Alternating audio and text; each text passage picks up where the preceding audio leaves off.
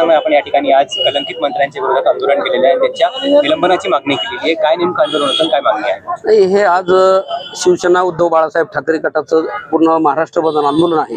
हे जनजागृतीसाठी, कारण की या राज्यामध्ये जे सरकार सध्या आहे, या सरकारमधले अनेक मंत्री अत्यंत कलंकित आहेत.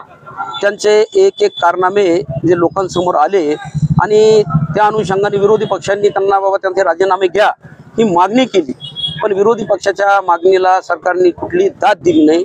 म्हणून जनजागृती करण्यासाठी आम्ही आज या पूर्ण महाराष्ट्रामध्ये शिवसेनेच्या वतीनं जन आक्रोश हे आंदोलन सुरू केलेलं आहे. काय मागणी तुमच्या? मागणी आहे की बाबा या राज्यामधले हे जे मंत्री आहेत, तुम्ही लक्षात घ्या की जुन्या काळामधलं जे गव्हर्नमेंट होतं, म्हणजे बाळासाहेब ठाकरे यांनी 95ला युती सरकार आणलं.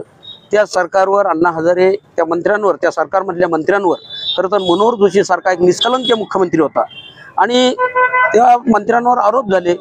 तर बाळासाहेब ठाकरेंनी ताबडतोब शशिकांत सुतार, बबनराव घोलप यांच्यासह अनेक मंत्र्यांचे, 4 मंत्र्यांचे तेव्हा राजीनामे घेतले होते आणि त्यांना घरी पाठवलं होतं ताबडतोब. त्याच्यानंतर काँग्रेसचं गव्हर्नमेंट आलं, तर काँग्रेसच्या गव्हर्नमेंटमध्ये सुद्धा आपल्या देशाचे गृहमंत्री शिवराज पाटील चाकूरकर यांनी एक गंभीर घटना घडलेली असताना 2 वेळा कपडे बदलले म्हणून त्यांचा राजीनामा घेतला.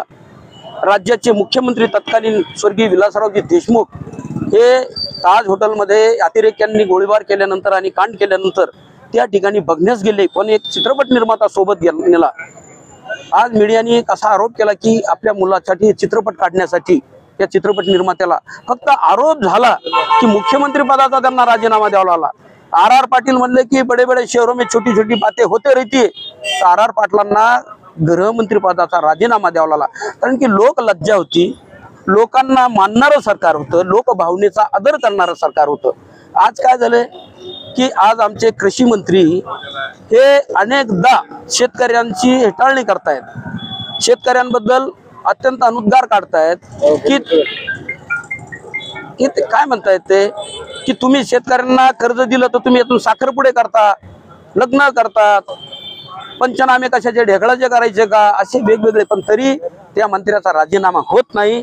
उलट ते हाऊसमध्ये ज्या सभागृहामध्ये लोकांच्या प्रश्नावर अत्यंत गंभीर मंत्री असले पाहिजे, तिथं रमीचा डाव खेळतायत. मग रमीचा डाव खेळतात, खेळ चांगला खेळतात म्हणून खेळ मंत्री केलं की हा खेळ आता ऑलिम्पिक मध्ये आला पाहिजे, अशी काय सरकारची भावना आहे का काय? म्हणून जनजागृतीसाठी हा जन आक्रोश धरणे आंदोलन होतं.